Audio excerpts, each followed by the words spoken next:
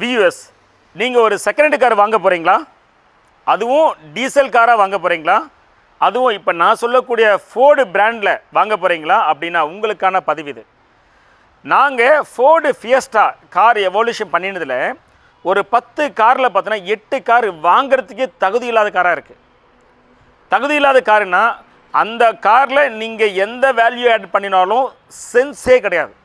உங்களுடைய பணம் போய்டும். உங்களால் அந்த வண்டியை ரீஸ்டோர் பண்ணி உங்களால் ஓட்டவே முடியாது. அந்த மாதிரியான கண்டிஷன் இருக்கும். சொல்லுவாங்கள்ல, பேஸ்மெண்ட்டுமே சரியில்லைன்னா அதுக்கு மேலே பில்டிங் கட்டி வேஸ்ட்டுன்னு, அந்த மாதிரி பேஸ்மெண்ட்டுமே சரியில்லாத காராக இருக்குது. சரியா?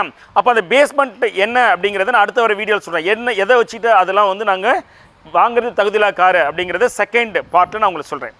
அதுவே ஃபிகோ எடுத்திங்கன்னா 10ல் 5 காரு தகுதி இல்லாத காராக இருக்குது. இப்போ உங்களில் பல பேருக்கு வந்து பார்த்தோன்னா ஃபிகோ ஃபியஸ்டா பற்றி தெரிஞ்சவங்களுக்கு கேள்வி வரும், சார் ரெண்டுத்துலையுமே என்ஜின் சேம் தானே, DV4 இன்ஜின் தானே, ஏன் வந்து பார்த்தோன்னா ஃபிகோ ஃபியஸ்டாவில் ஜாஸ்தியாக ரிஜெக்ட் ஆகுது அப்படிங்கிறதுக்கு நிறைய காரணங்கள் இருக்குது. கமெண்ட் செக்ஷனில் நிறைய பேர் அதை தெரிஞ்சவங்க கொடுங்க. அடுத்த வர வீடியோவில் உங்களுக்கு நான் சொல்கிறேன் ஏன் வந்து சேம் என்ஜினாக இருந்தாலும் கூட ஃபியஸ்டா நிறைய ரிஜெக்ட் ஆகுது அப்படிங்கிறதுக்கு. சரியா? நம்ம சேனலை இன்னும் நீங்கள் சப்ஸ்கிரைப் பண்ணால் ப்ளீஸ் சப்ஸ்கிரைப். தேங்க்யூ.